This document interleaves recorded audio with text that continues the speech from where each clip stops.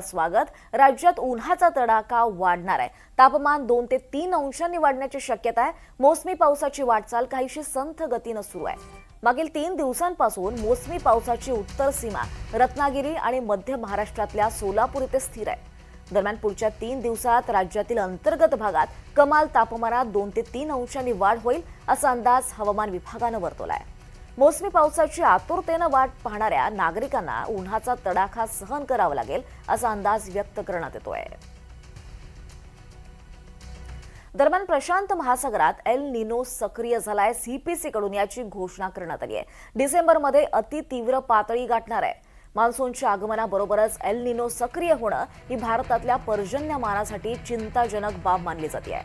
मान्सूनच्या प्रगतीपासून ते त्याच्या हंगामातल्या आचरणावर आता एल निनोचा प्रभाव राहणार असल्याचं स्पष्ट झालंय.